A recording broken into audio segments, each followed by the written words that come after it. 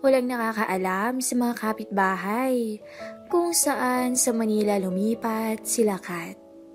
Ang tangi ko lang impormasyon na nakuha ay ang pagkatao niya. At lahat ng napagtanungan ko ron ay iisa lang ang sinabi. Na sobrang bait ng batang yun at matalino. Sayang nga lang daw at talagang kapos sa pera kung kaya't hindi na ito nagtuloy pa sa pag-aaral. Nang dumating ang anak kong si Jeff sa office, ay agad niya akong tinanong kung sino yung bagong OJT namin. Sinabi ko lang sa kanya na tignan na lang niya sa file yung CB ni Mayan. Daddy, type ko siya. Nakita ni Jeff na 19 years old lang si Mayan at nakatira sa BF Homes ayon sa resume nito. Nag-iisa ko lang anak si Jeff. Kaya sunod ang lahat ng layaw nito sa akin. Maraming nagsasabi na may angking kagwapuhan si Jeff na hindi rin naman nalalayo sa akin. Tinetrain ko na si Jeff na magpatakbo ng opisina namin kung kaya't naging close sila ni Mayan sa araw-araw nilang pagkikita. Isang araw, nakita ko na lang na parang wala sa mood si Jeff kung kaya tinanong ko siya. Nalaman ko na inamin sa kanya ni Mayan na may boyfriend na to at may plano na silang magpakasal. Sinubukan ko siyang kausapin at sinabing makakalimutan mo rin yun at marami pang iba dyan.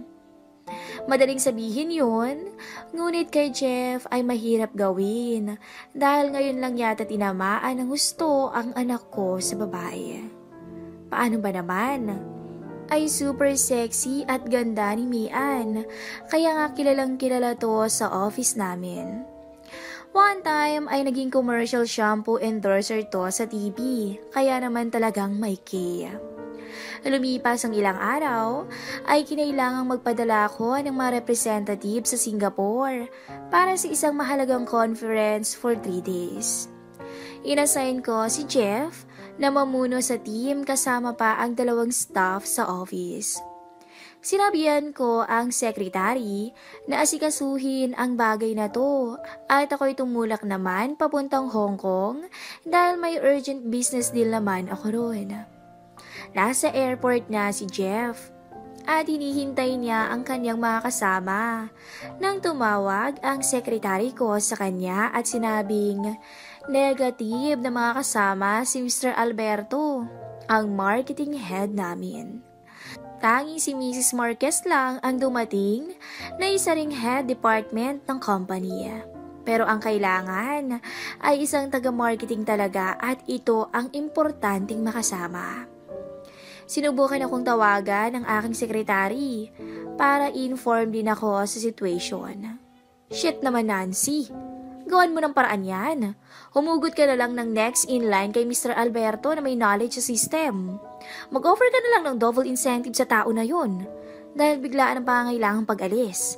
Basta gawin mo ang lahat para may mag-represent ang marketing department natin. Ang galit kong sagot kay Nancy na sekretary ko. Medyo naiinip na nun si Jeff. At ilang minuto na lang ay flight na nila nang biglang dumating si Mayan at may dalang luggage bag.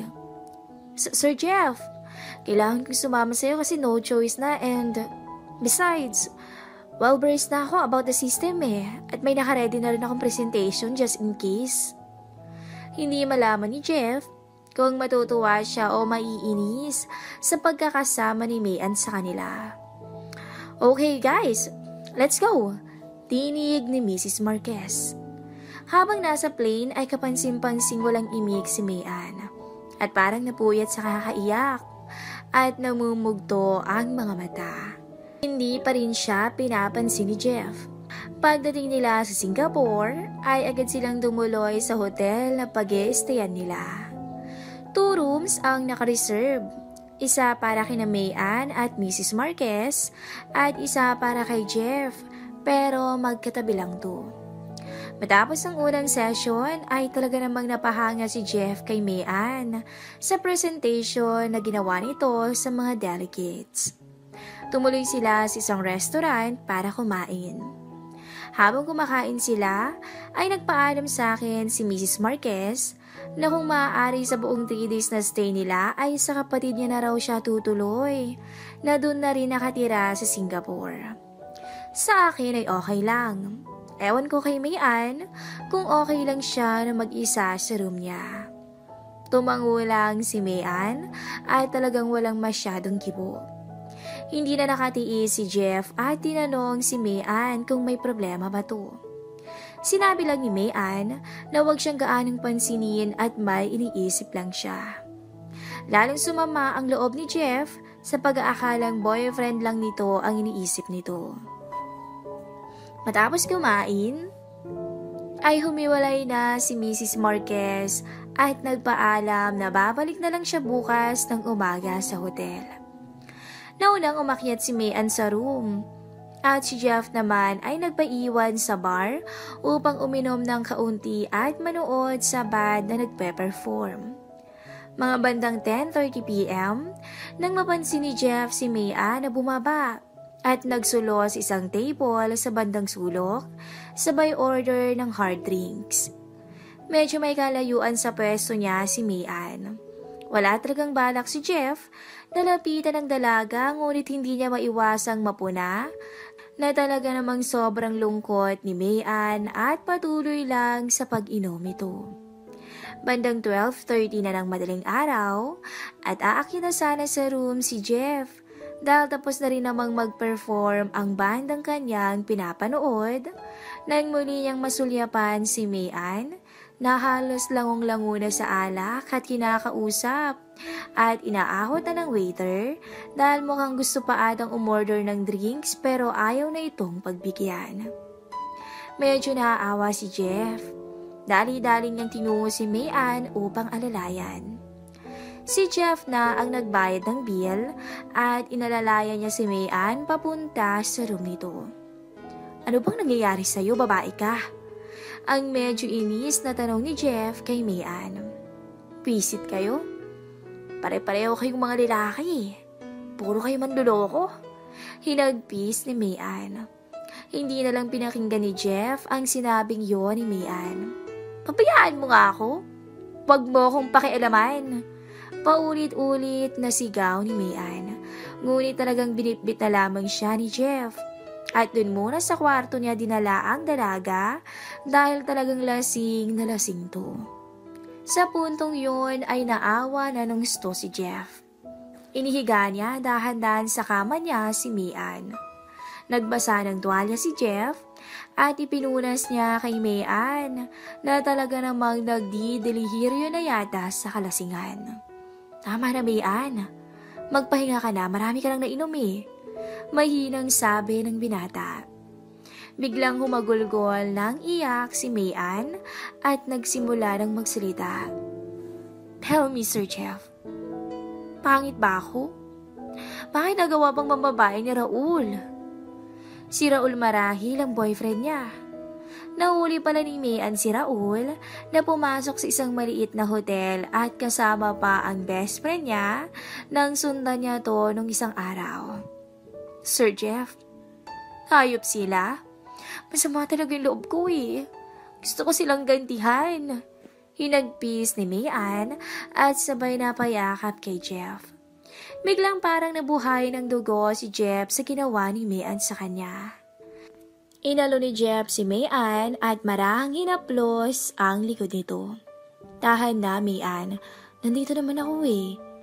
Hindi rin maintindihan ni Jeff ang sarili kung ano ang ibig niyang sabihin sa katagang yun. Bagamat nakainom din siya kanina ay parang biglang nawala ang tama ng alak sa kanya. Ikaw ba naman ang nasa ganitong sitwasyon? Nayakap-yakap mo ang isang napakagandang babae na napamahal na sayo at ngayon nga ay nasa isang hotel pa kayo at solong-solo nyo lang ang kwarto. Sir Jeff, maaari bang dito muna ako sa room mo? Ayoko mag-isa ngayon eh. Dahil baka kung ano pang bagay yung pumasok sa isip ko. Pakiusap ni Mayan. Huwag kang mag-alala. Hindi kita iiwan. At sasamahan kita. Tugon ni Jeff. Ngunit sa mga sandaling yon, ay isang nakakabing katahimikan ang naganap. At unti-unting nagdikit ang kanilang mga labi at maalab na naghinang ang mga to. I love you, Mayan. Sir, wait. Sir, mga naging tugon na lamang ni Mayan sa sinabi ni Jeff na parang nagpaubay na rin sa ginawa ng binata at muli na namang nagdikit ang kanilang labi. Matagal at puno ng pagmamahal ang kay Jeff. Unti-unting tinanggal ni Jeff ang suot ni Mayan hanggang sa nagkalat na lang to sa sahig. Binuhat ni Jeff si Mayan papuntang banyo at binuksan ang tubig sa shower. Para silang mga bata na naliligo sa ulan habang magkayakap. Isinandal ni Jeff si Mayan sa pader at sinimulang halikan nito mula lieg pababa at kitang-kita ni Jeff ang kabuuan ng dalaga na siyang nagpagising sa kanyang pagkatao. Hindi na ito nag-aksaya ng oras at tuluyang inangkin ang nakakatakam na dalaga. Tanging mga pigil na boses ni Mayan lang ang naririnig sa loob ng banyo. Naging mapangahas si Jeff at parang madudurog si Mayan habang nakasandal sa pader at nakataas ang isang binti habang hawak ito ni Jeff na patuloy sa pagpapakasasa. Nakiusap si Mayan na huwag masyadong manggigil. Laking gulat ni Jeff nang sabihin sa kanya ni Mayan na sa totoo lang ay hindi pa pala sila umabot ni Raul sa puntong ginagawa niya ngayon. At higit sa lahat, ay siya pa pala ang nakauna sa dalaga. Matapos sa CR, ay bumalik na sila sa loob ng kwarto at doon pinagpatuloy ang kakaibang pagsasalo. Umupo muna sa kama si Jeff at pinagmasdan niya ng mabuti ang kabuuan ni Mayan. Pambihira ang kagandahan ni Mayan. Bukod doon ay matalino pa to. Sa isip-isip ni Jeff ay napakatanga ng boyfriend niya para humanap pa ng iba. Nilapitan ni Jeff si Mayan at pumwesto ito sa likuran ng dalaga. Niyapos niya to mula sa likuran at parehas silang walang suot sa sarili, kaya ramdam nila ang isa't isa. Nakaharap sila mismo sa isang malaking salamin ng tukador, kung kaya't kitang-kita ni Jeff ang sarili at kung paano niya haplusin ang harapan ng dalaga. Magkatabi na sila ng mga sandaling yun at magkaharap sa isa't isa at walang inaksayang panahon si Jeff at dali-daling inangkin at pinagsawaan ang magandang dalaga. Mas lalong gumagandang tingnan ng dalaga sa kanyang reaksyong pinapakita nang matamasa ang pag-iisa nila ng binata. Ngunit hindi mapigilan ni Mayan na masambit ang mga ilang kataga dahil sa sobrang galit niya sa kanyang boyfriend. Puisit ka, Raul. Shit ka. Pantay na tayo ngayon. Sabay pikit dito at kagatlabi dahil sa tindi ng tinatamasa. Halos masira ni Jeff ang matibay na kama sa sobrang agresibo nito sa dalaga. Halos mabaliw ang binata at hindi ito makapaniwalang tuluyan na niyang naabot ang rurok kasama ang matagal na niyang iniibig. Pakiramdam ni Jeff ay siya na ang pinakamaswerteng nilalang sa balat ng lupa. Maya-maya pa ay sabay bumagsak ang dalawa sa higaan at hingal na hingal. Ngunit makalipas ang ilang sandali, ay parang natauhan at nahimasmasan na si Mayan. Bigla siyang kinabahan dahil alam niyang posible siyang mabuntis. Wala naman na siyang magagawa at hindi niya rin naman makuhang magalit kay Jeff dahil kapwa nila ginusto ito. Ngunit lumagpas naman ata sila sa hangganan at limitasyon. Gustong gumanti lang naman sana ni Mayan kay Raul at gagamitin niya lang sana si Jeff, ngunit wala sa plano ang magpabuntis siya rito. Kinaumagahan, takang-taka si Jeff dahil hindi siya kinikibo ni Mayan. Nagpatuloy ang ganitong senaryo hanggang sa huling araw nila sa Singapore. Bago sila pumunta sa airport, ay pilit na gumawa ng paraan si Jeff upang magkausap sila ng dalaga. Look, Sir Jeff, Isang pagkakamali lang ang nangyari sa atin, okay? Nothing too much special. Kaya pakiusap ko sana, ay iwanan na lang natin dito sa Singapore ang namagitan sa atin. And besides, I can only love you as a friend. That's it. Pahayag ni Mian. Parang halos pagsakluba ng langit at lupa si Jeff dahil nalaman niyang hindi naman pala talaga siya mahal ng dalaga. At marahil nadarang lang din ito, dala ng labis na kalasingan. At nabatid niya rin na talagang ginamit lang din siya nito para makaganti.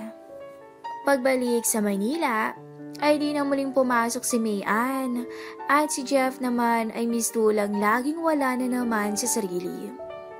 2 months after, ay may nakarating na balita kay Jeff na muling nagkabalikan sila Mian at Raul. At ang masakit pa ay natuloy ang pagpapakasal ng mga to.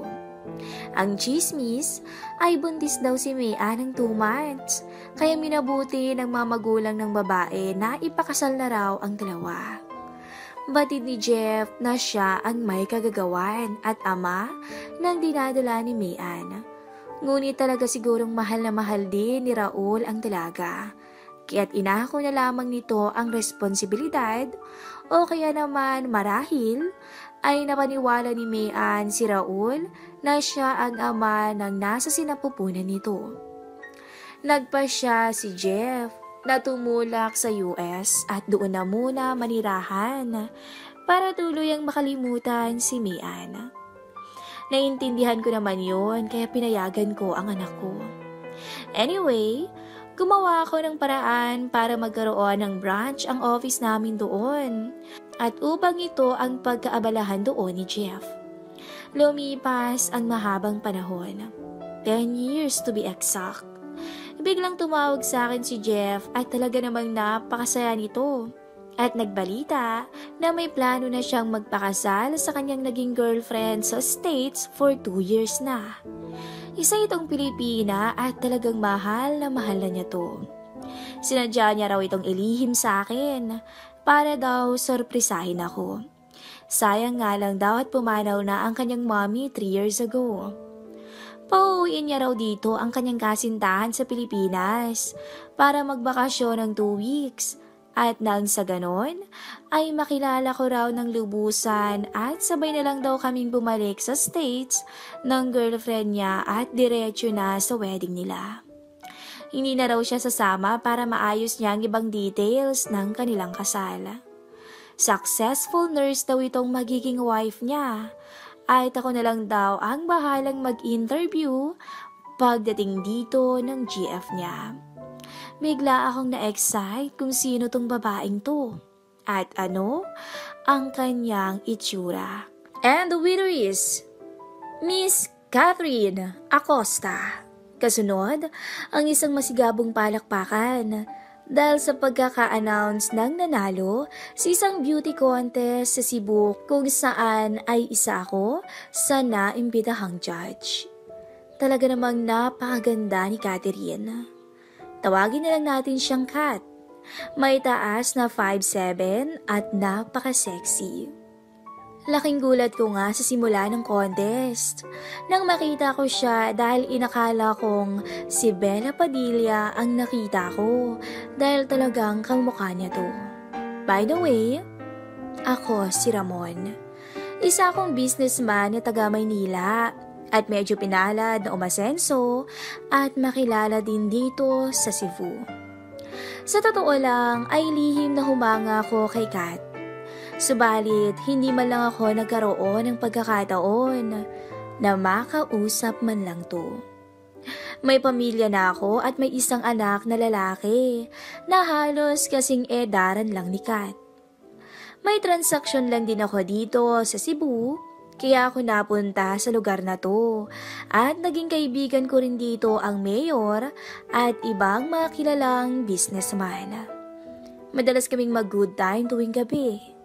Minsan ay sa isang kasino kami nagpupunta at sa hindi inaasahang pagkakataon ay naka-jackpot ako at tumama ng 350,000 pesos.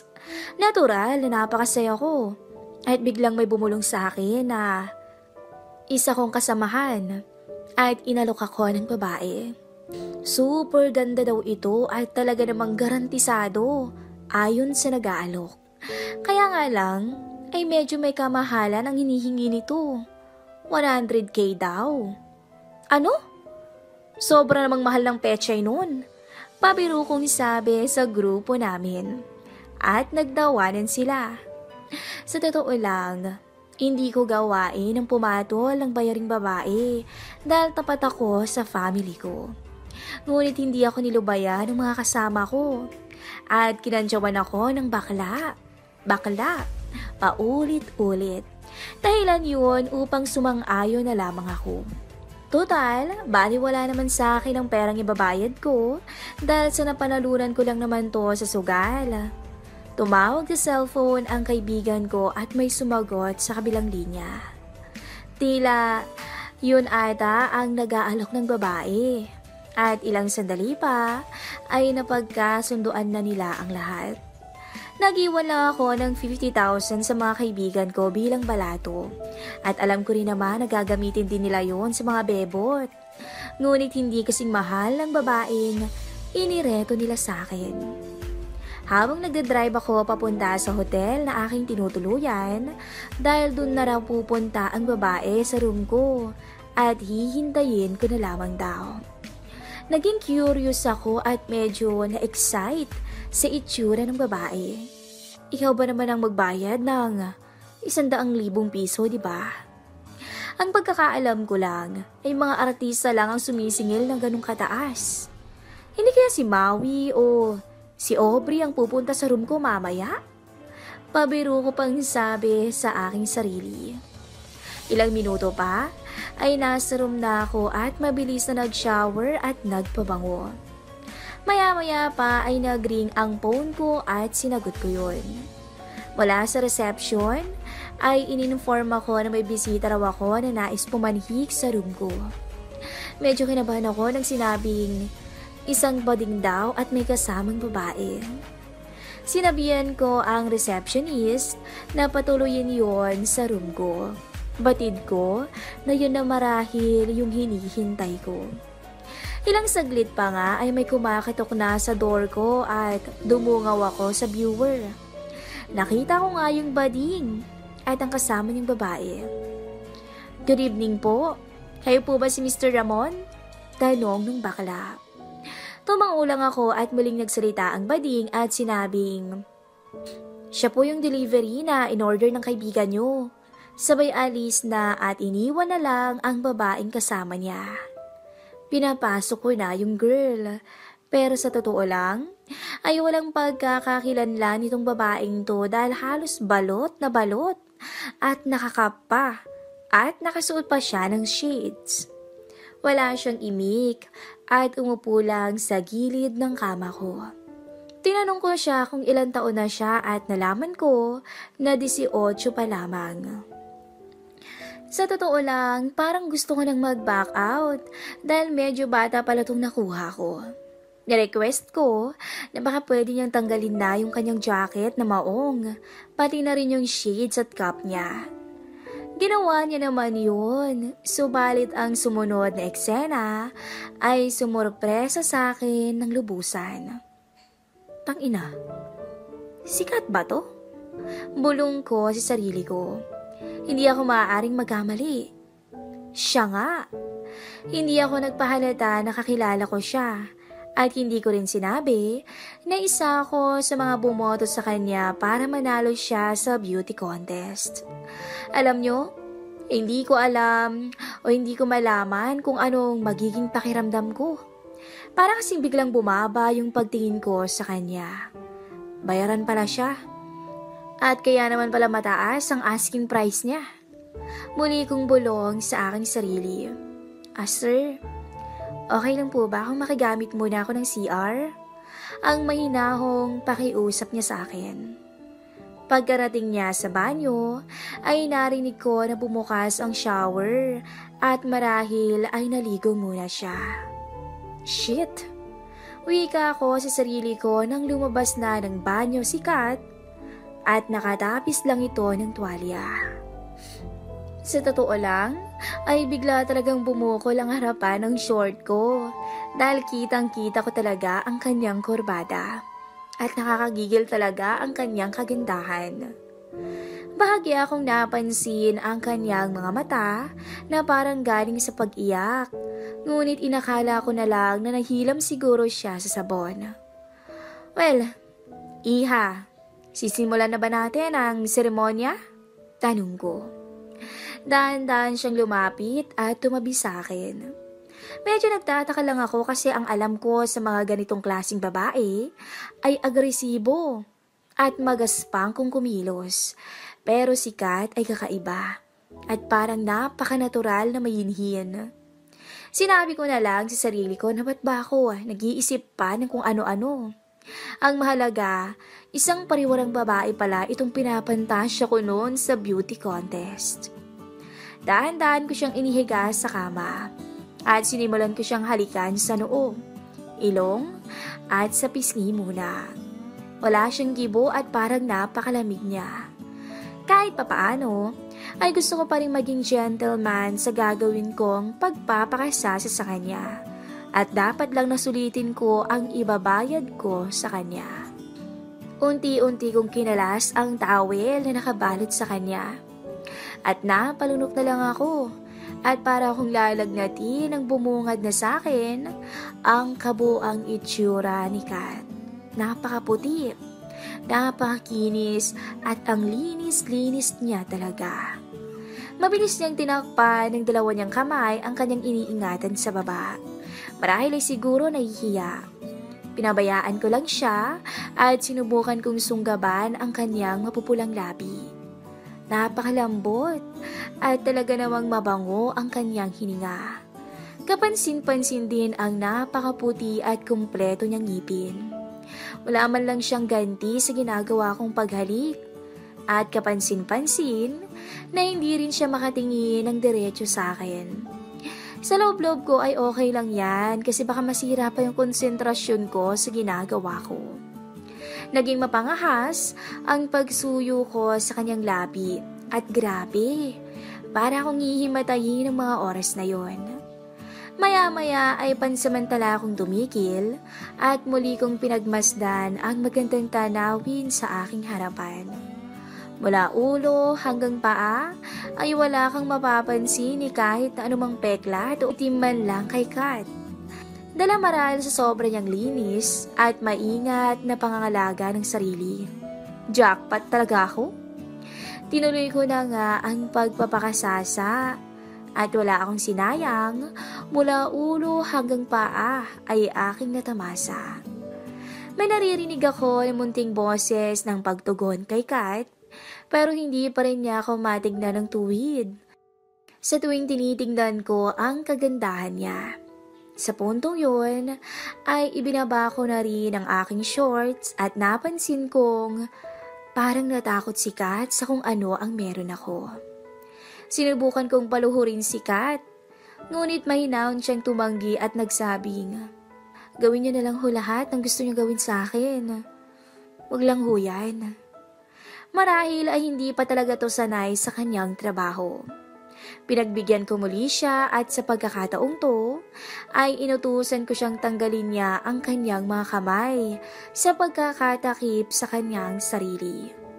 Sinunod naman ni Kat ito at naging hudyat yun para sa akin na simulan ko na ang aking inaasam na mangyari. Maingat akong pumwesto sa kanyang ibabaw. At hinawakan ko ang magkabilang hita ni Kat at unti-unti kong ibinukas. Napansin ko na parang itinakip niya na naman sa kanyang muka ang dalawa niyang mga kamay, pero hindi ko pinansin ang kadramahan niyang yun. Ang mahalaga ay itong nakahain ngayon sa aking harapan. Huwag ka nang mahiya sa akin, Iha. At sisiguraduhin kong mag-e-enjoy ka rin sa akin, gaya ng mga nararanasan mo sa iba. Pakonsuelo kong sabi sa kanya. Hinawakan ko na lamang ng mahigpit ang kanyang mga binti upang hindi na siya makagalaw at malaya ko nang makuha ang gusto ko. Niyakap ko na siya ng mahigpit at sinigurado kong hindi siya makakapalag. Pero napansin ko na parang may kaunting pagpupumiglas si Kat sa aking ginawang pagyapos ng mahigpit. Bakit iha? Natatakot ka ba? Bulong ko sa kanya at may narinig akong mahinang tugon sa kanya. Sir, pakiusap po. Daan-daan lang po sana. Sige, kung yun ba ang trip mo eh. Napangising na lang ako ay tuluyan ng nagpakasasa at kumatok sa pintuan ng langit.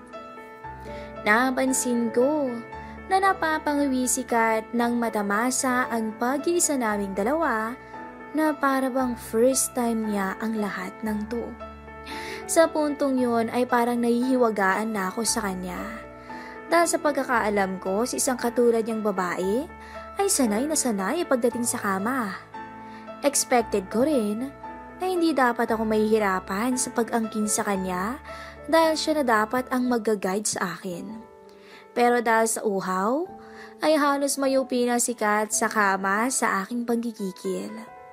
Nang sinubukan kong halikan muli si Kat, ay napansin kong nangingilid na ang kanyang mga luha sa kanyang mga mata. Okay ka lang ba talaga, iha? Tanong ko sa kanya. Tumango lang siya at tumingin lang sa kisame habang walang humpay ko pa rin siyang pinagsasawaan. Hanggang sa maya-maya lang, tuluyan ko nang narading ang rurok. Ito na yata yung pinaka-the best na naranasan ko sa buong buhay ko. Agad tumayo si Kat at napansin ko na may mga bahid ng dugo sa aking higaan. Wait, don't tell me na may mens ka. Tanong ko. Hindi kumibo si Kat at dali-dali itong nagtungo sa banyo at umiyak. Medyo kinabahan na ako noon ng gusto. Inosente pa si Kat? Ibig sabihin, shit, ako ang nakauna sa kanya? Ngayon, naiintindihan ko na kung bakit iba ang reaksyon niya kanina. Mali pala ang akala kong bayarang babae siya. Talagang nakonsensya ako ng gusto. Una, batang-bata pa siya. At sa edad niyang 18, ay ako pa ang unang sumira ng kinabukasan niya. Agad akong nagbihis at lumapit sa pinto ng CR upang ibigay ang mga damit ni Kat. Inabot niya naman to. Naririnig ko ang mahina niyang pag-iyak sa loob ng CR. Hinayaan ko lamang siya sa loob nang sa ganun ay mahimasmasan man lang. Nakita ko ang bag niya at pinangasan ko tong buksan. Doon ay naging malinaw na sa akin ang lahat nang makita ko ang isang hospital bill at isang doctor's evaluation na malamang ay isang kamag-anak niya ang nangangailangan ng isang matinding operasyon at napakalaking halaga. Nagulat na lang ako nang nasa likod ko na si Kat at nagsabi, "Sa nanay ko po yan. At kailangan na po siyang maoperahan sa lalong madaling panahon eh. Mali po yung inyong akala kanina na isa akong pariwalang babae. Yan po yung dahilan kung bakit po ako narito ngayon at nagpagamit sa inyo. No choice na po kasi ako para makalikom ng 100,000 sa lalong madaling panahon, kundi sa ganitong paraan lamang. Patawarin mo ko, Iya. At hindi ko kasi alam ang sitwasyon mo." Ang sinagot ko na lamang sa kanya. "Huwag ho kayong mag-alala. Sapat lang po na may kabayarang serbisyo ang perang ibabayad niyo sa akin." Ang sabi ni Kat at muli siyang nagbalik sa CR para tuluyan ng mag-ayos. Sa totoo lang, para akong nakukonsensya sa mga oras na yun.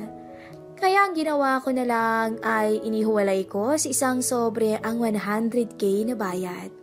Sa usapan, at lahat naman ng natira na halagang 200K pa sa napanalunan ko sa sugal, ay lihim kong inilagay sa bag niya at naglagay ako ng note na sana makatulong to sa kinabukasan niya.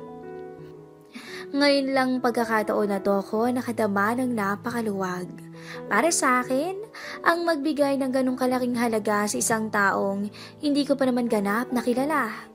Siguro, guilty ako marahil.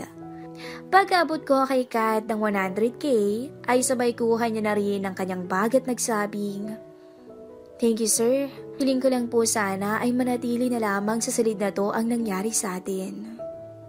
Habang pinagmamasdan ko siyang naglalakad ng medyo paika-ika, ay bumulong na lang ako sa aking sarili na sana ay makatulong pa sa kanya ang ekstrang perang lihim na inilagay ko sa bag niya. Nang umuwi ako pabalik ng Maynila, ay hindi pa rin mawala sa aking isip si Kat. Hindi ko na kasi siya nakita at sinubukan kong tuntunin ang bahay niya sa Cebu nang minsan akong bumalik at nalaman kong sa isang squatter area lang pala sila nakatira. At nung dinlinggong may nangyari sa amin, ay nilisan na nila ang lugar na yon at nagtungo raw sa Maynila upang doon na lang ipa-opera ang kanyang inang may sakit. Walang nakakaalam sa mga kapitbahay kung saan sa Manila lumipat si Kat. Ang tangi lang impormasyon na nakuha ko ay ang pagkatao ni Kat at lahat ng napagtanungan ko ron ay iisa lang ang sinabi, na sobrang bait ng batang yun at matalino pa. Sayang nga lang daw. At talagang kapos sa pera kung kaya't hindi na nagtuloy sa pag-aaral.